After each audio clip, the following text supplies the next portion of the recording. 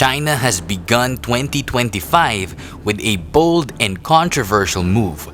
Taiwan's defense ministry reports that the Chinese military carried out its first combat patrol of the year, involving 22 aircraft detected near Taiwan's airspace. This comes just days after President Xi Jinping reiterated his commitment to Taiwan's reunification, declaring no one can stop China's reunification with Taiwan.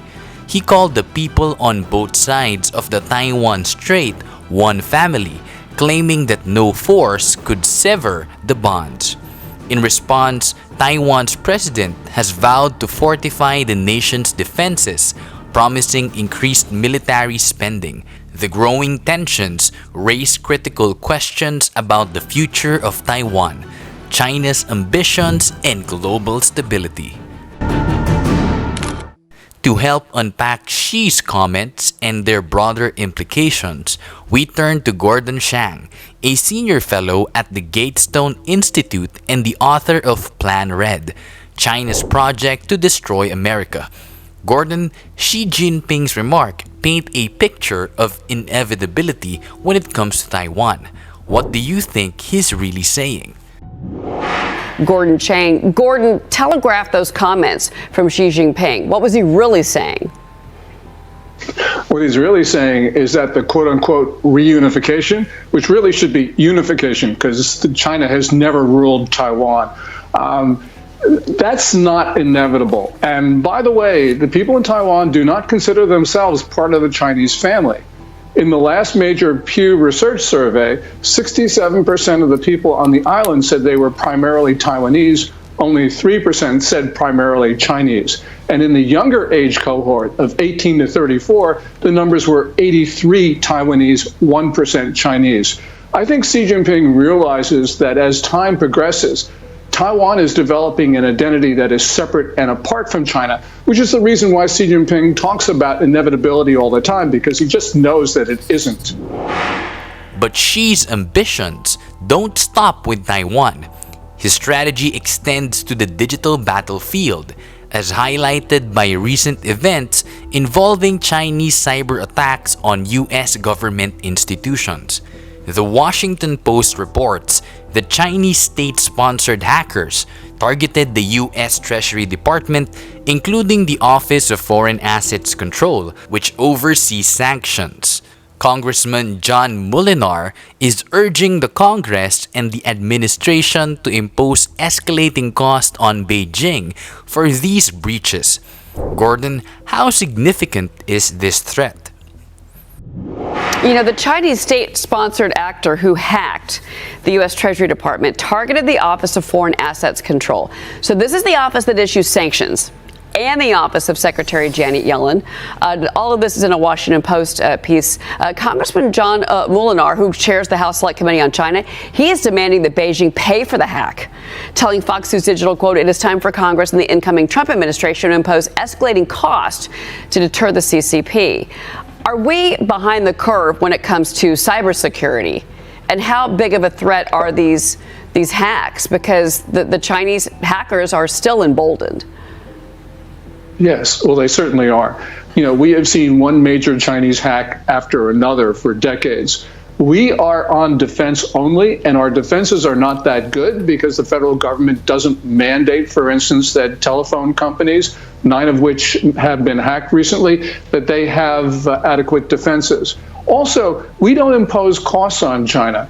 And that's an issue. You know, costs don't have to be cyber attacks back on China. And matter of fact, we shouldn't do that because we don't want to reveal our capabilities except in a time of war. But we can impose asymmetric costs like tariffs or other measures, for instance.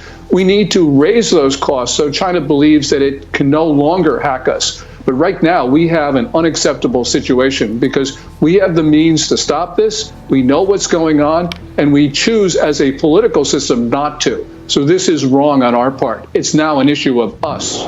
China's growing assertiveness also includes economic projections that some find questionable.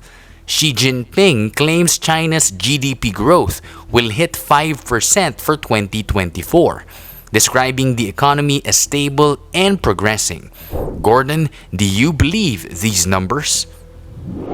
I want to ask you about this too. Xi Jinping also says that China's GDP growth is expected to hit 5% for all of 2024. He says the economy there was overall stable and progressing amid stability in 2024.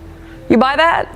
Well, I certainly don't buy that. I mean, we are seeing record outflows of cash, both legal and illegal.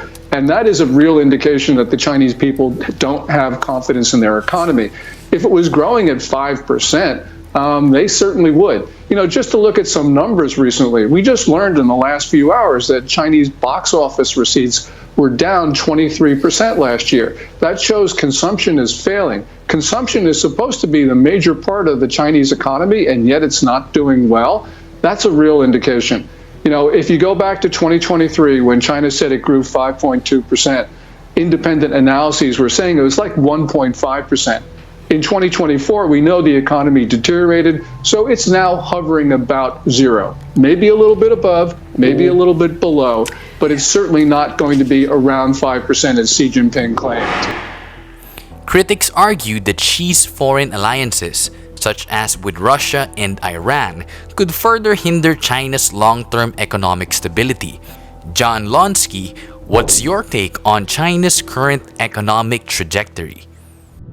Yeah, the truth is always fascinating. John Lonsky, get in here. Yeah, Gordon, I can't help but think that the Chinese economy is going nowhere as long as they remain closely allied with countries like Russia and Iran, as opposed to seeking warmer, friendlier relations with their major customers like the United States and Western Europe. I just don't give the Chinese economy a chance. I mean, my view is the Chinese Communist Party made a horrible decision as far as what is in the best interest of long-term economic growth in China and a long-term improvement in living standards. Well, that's absolutely right, because China's economy right now depends on exports. And the United States and the European Union and even countries in the global south are now starting to tariff and otherwise restrict Chinese purchases of Chinese products. That is a death sentence for the Chinese economy. And they need to have good relations with Brussels, with Washington, with all sorts of countries around the world. And unfortunately, Xi Jinping has allied himself with Russia, with Iran, North Korea. And those are countries that, by and large, can't help the Chinese economy. We can, but we won't, because we are starting to see that China is an adversary, and in my view, they're actually an enemy. But the point is, we are now seeing China in a very different light than we did 5 or 10 years ago. Beyond economic tensions, strategic assets like the Panama Canal remain flashpoints in the US-China rivalry. Gordon, the conversation around Chinese influence in the Panama Canal continues to intensify. What's at stake here? And that's why, Tiffany, the conversation about the Panama Canal is so prevalent right now because of the Chinese. Yes, absolutely. And President Trump, we had peace in our country under President Trump. He understood the implications in deterring the CCP. And right now in the Panama Canal, we know that the Chinese companies operate the ports on both ends of the canal. So we have to use our economic force to make sure that that canal works in the best interest of the American people. And the deal wasn't for China to run the canal. The deal was for Panama to control and run it. That wasn't part of the deal. So President Trump is standing up to the CCP. He's done it before. He will do it again for us.